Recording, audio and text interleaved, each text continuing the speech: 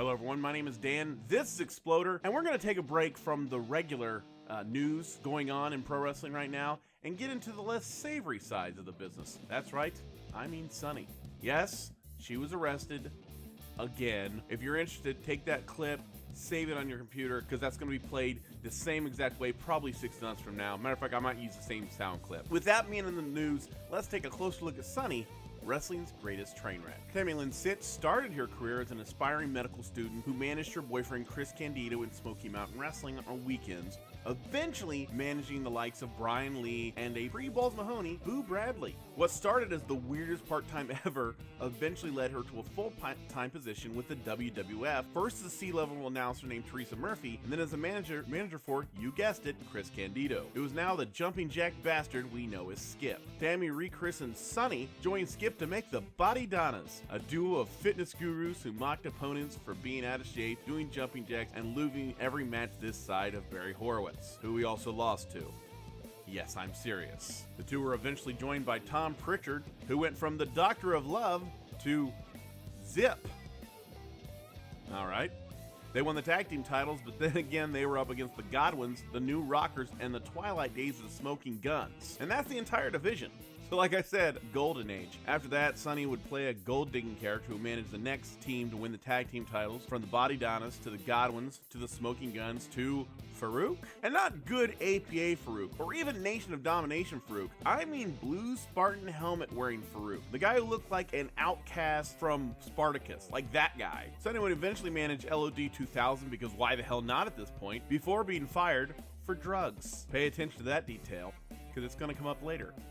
It's going to come up quite a lot. She then joined Chris Candido in ECW as part of the Triple Threat and left in 1999 due to, you guessed it, drugs. See? Told you. She went to WCW, where her and Candido had lackluster run before she was released for, wait for it, drugs. Yep, the doper trifecta. After that, she joined the upstanding citizen and gonorrhea patient zero, Missy Hyatt, to start Wrestle Vixens, a website dedicated to combining wrestling and softcore pornography. Rob Black immediately put out a hit on them for stealing his gimmick. Wrestling Vixens included Missy Hyatt, Sunny, and a host of girls that are so memorable I didn't even bother looking them up for this video. I just don't care. In 1996, Sunny was offered big money to pose for Playboy, back when she was hot, long before it became mandatory in the early 2000s, and way before he was required to wear a burqa out in public like it is now, I'm assuming. PG. In 1996, at the height of her popularity, being the first WWE diva, she turned down Playboy. Now, in 2000, even though she was deep into her drug problem and she was associated with Missy Hyatt, fans were still curious what she looked like underneath all those skirts. And I'm sad to say,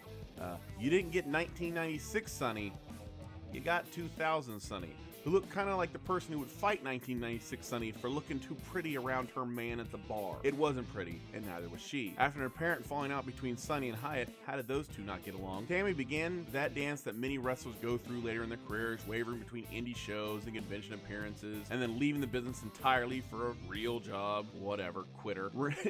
She appeared on indies and all this, and at one point she actually appeared in Ring of Honor in 2009 for an angle with Austin Aries for some reason, you know, because wrestling. And finally, in 2011, Sunny, who was formerly the most downloaded celebrity on AOL back in the mid-90s, Sunny was inducted into the Hall of Fame. She gave a decent speech and was credited as being the originator of the WWF/WWE Diva. And that was it. She rose to prominence, had her share of setbacks and stumbles, but all in all, things were looking good for Tammy Sytch. If the story ended there, it'd have been a good, positive story, you know? Then came the shitstorm. In 2012, Tammy Sytch would be arrested 5 times in a 4-week span. At the time, she was dating an independent wrestler named Damian Darling, who you'll know from being the guy who dated Sunny.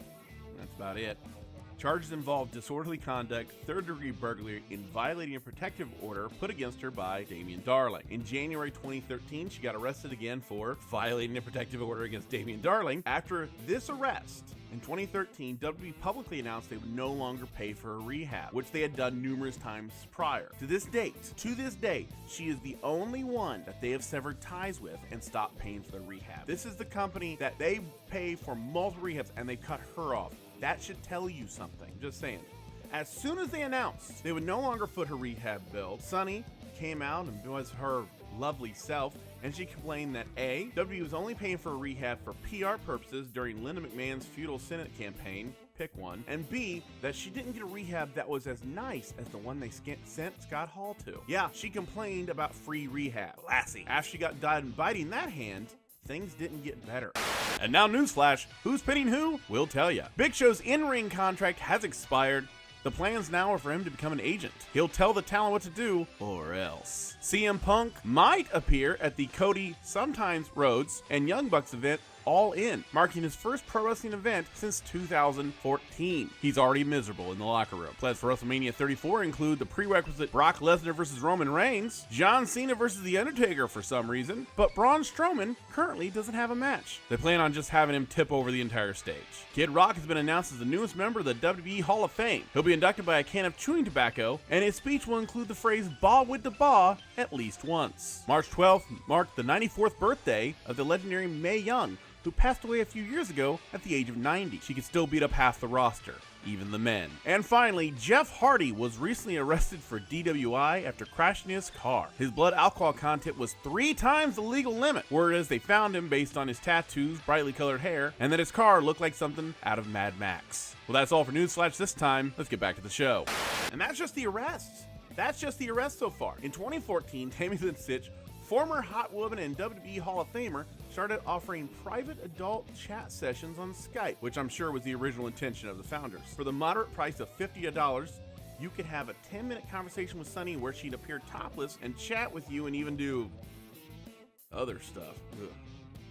Yeah, it got that sad.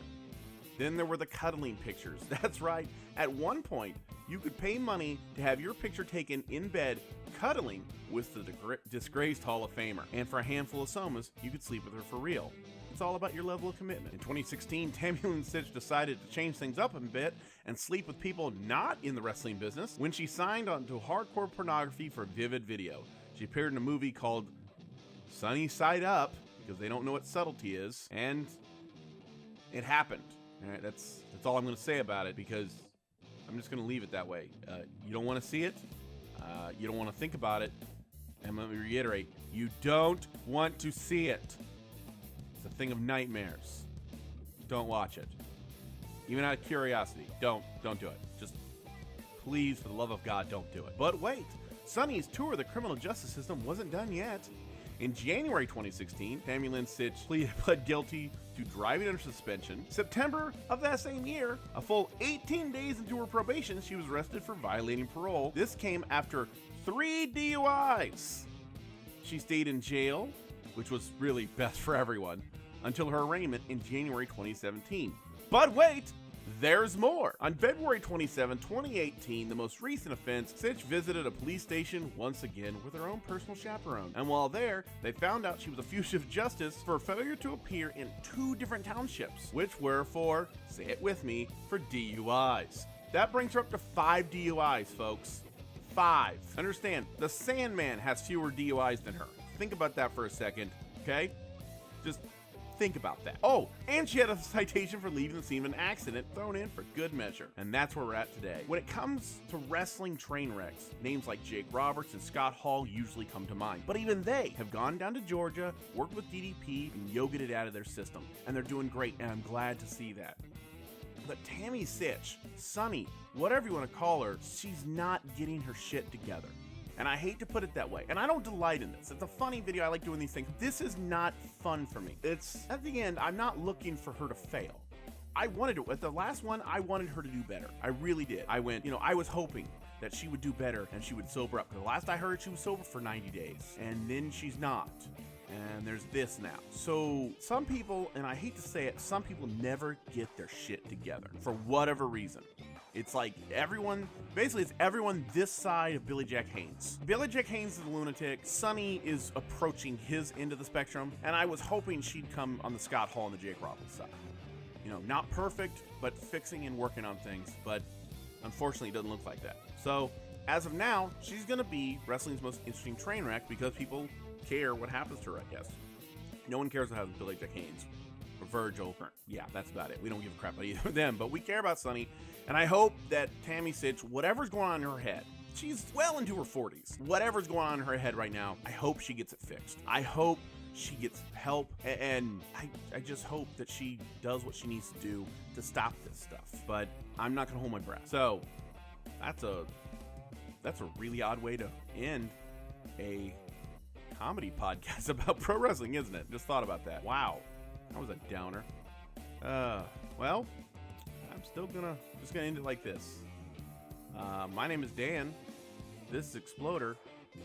And remember, always be yourself. Unless you're Virgil. Don't be Virgil. Have a good one.